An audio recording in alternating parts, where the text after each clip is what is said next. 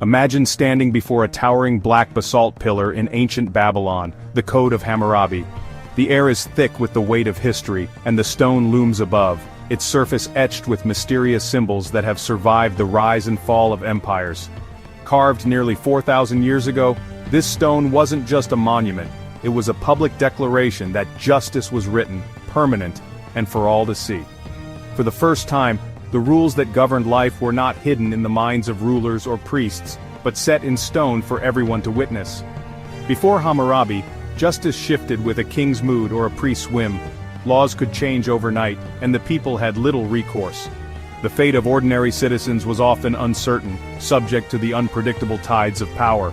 By inscribing 282 laws in stone and placing them in a public square, Hammurabi declared that law was above even the king. This act was a bold statement. Justice would be consistent, transparent, and accessible to all, regardless of status or wealth. This was humanity's first real attempt at a government of laws, not men. It was a radical shift, laying the groundwork for the idea that society should be governed by principles, not personalities.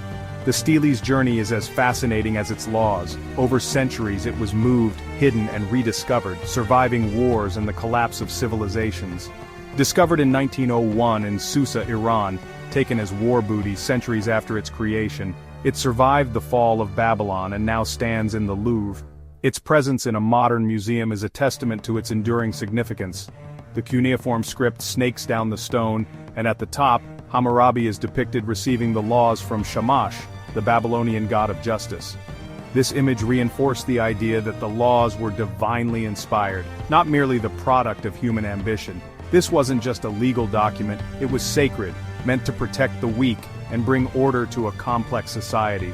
The laws covered everything from theft and trade to marriage and inheritance, reflecting the values and challenges of ancient Mesopotamia. The code opened a window into daily life in Mesopotamia: business, family, crime, and punishment. Through its detailed rules, we glimpse the hopes, fears, and realities of people who lived thousands of years ago. Its public display was revolutionary, making justice accessible and predictable. For the first time, ordinary citizens could know their rights and responsibilities and appeal to a higher standard. Today, millions gaze at the stele, seeing not just ancient laws but the roots of our own legal traditions. The echoes of Hammurabi's code can be found in modern legal systems around the world. The stone speaks across millennia, reminding us that the quest for justice is as old as civilization itself. Its message endures, urging each generation to strive for fairness and order. It's a symbol of humanity's enduring struggle to create order from chaos. The Code of Hammurabi stands as a beacon, illuminating the path from arbitrary rule to the rule of law. The Code of Hammurabi stands as a testament to the power of law to shape society. Its legacy is a reminder that justice, once carved in stone, can inspire generations. And it all began with a single stone, carved with the promise of justice, a promise that still echoes through the ages. Hammurabi, the sixth king of Babylon, was more than a conqueror. He was a visionary leader whose ambitions reached far beyond the battlefield. He united warring city-states into a single, powerful empire, but he understood that military might alone couldn't hold such a diverse realm together for long. With people of many backgrounds, languages, and customs under his rule, Hammurabi recognized the urgent need for a universal system to govern them all fairly. His answer was revolutionary: a public code of laws carved in stone and displayed for all to see, to unify and stabilize his vast realm. The prologue of the code reveals his mission: to ensure the strong did not harm the weak, to protect the vulnerable, and to bring righteousness and justice to the land. Hammurabi saw himself as a shepherd, chosen by the gods to care for his people, guiding them with wisdom and compassion.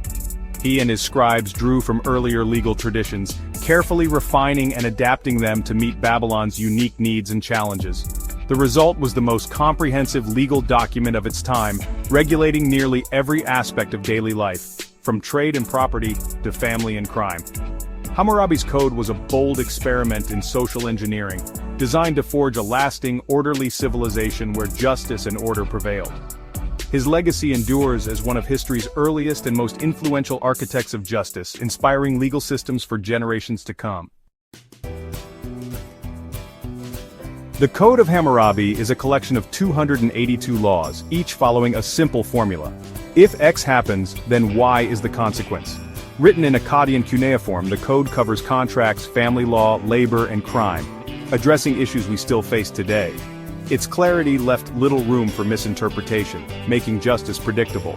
By displaying the laws publicly, Hammurabi made justice accessible, even if most people needed a scribe to read it. This transparency was radical, shifting law from secret knowledge to public standard. The code's prologue and epilogue reveal Hammurabi's motivations. He claimed divine authority and called on future rulers to uphold his laws. The code wasn't just a legal manual, it was a statement of values and a blueprint for order. It gave Babylon a shared civic identity and a sense of fairness, however imperfect. Through this stone, Hammurabi's vision for a just society was etched into history. The most famous principle in Hammurabi's code is, an eye for an eye, a tooth for a tooth, lex talionis, the law of retaliation. This phrase has echoed through history, symbolizing the idea that justice should be direct and proportional.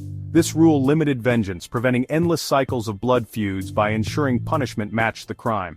Instead of personal vendettas, the law set clear boundaries for retribution, aiming to keep peace within the community. Justice shifted from personal revenge to state control, a step toward order. The king and his officials became the arbiters of right and wrong, centralizing authority and reducing chaos. But the code's justice wasn't equal. The laws reflected the deep divisions within Babylonian society. Punishments depended on social status. Nobles, commoners, and slaves faced different consequences for the same offense. The same act could mean a fine for one person, and harsh physical punishment for another. For a noble injuring a commoner, the penalty was a fine, not physical retribution. Wealth and rank could shield the powerful from harsher penalties. The code protected the elite's privileges, reinforcing a strict social hierarchy. Laws were designed to maintain the established order and keep the upper classes secure. Even professional standards, like a surgeon's fees or penalties, varied by the patient's class. A doctor's success or failure could mean life, death, or financial ruin, depending on who was treated. The law institutionalized inequality, valuing lives differently based on birth. Justice was not the same for everyone, and the code made that clear. Yet, for its time, it was a move toward limiting violence and creating predictable justice. The code brought a sense of stability, even if imperfect. Hammurabi's code reveals both the progress and the prejudices of ancient Babylon. It stands as a testament to the complexities of early lawmaking. Justice was written in stone, but it was not blind. The legacy of Hammurabi's code reminds us that the pursuit of fairness has always been shaped by the society that seeks it. Beyond dramatic punishments, most of Hammurabi's code dealt with daily life, contracts, business, and family. Laws set maximum interest rates, protecting borrowers from exploitation and stabilizing the economy. Builders were held accountable. If a house collapsed and killed the owner, the builder paid with his life, a harsh but effective incentive for quality.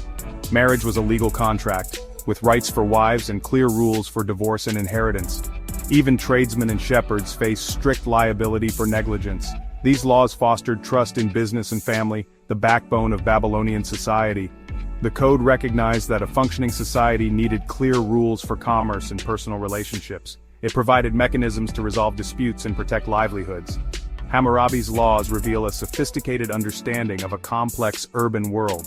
The code's true legacy lies in its regulation of everyday life, not just its famous punishments. The Code of Hammurabi exposes the rigid social structure of ancient Babylon. Society was divided into three classes: Awilim, nobles; Mushkenum, commoners; and Wardum, slaves. The law favored the elite, with the harshest penalties reserved for crimes against them. Commoners had rights but less protection. Their injuries were often compensated with fines, not reciprocal punishment. Slaves were property, not people, their lives valued only in silver. Laws punished those who helped slaves escape, reinforcing their status as property. This three-tiered system was designed to maintain order and protect the hierarchy. Unlike modern ideals of equality before the law, Hammurabi's code made inequality explicit. Your rights and your life's value depended entirely on your birth. The code preserved stability, but at the cost of justice for all. It's a stark reminder that the rule of law can both protect and oppress.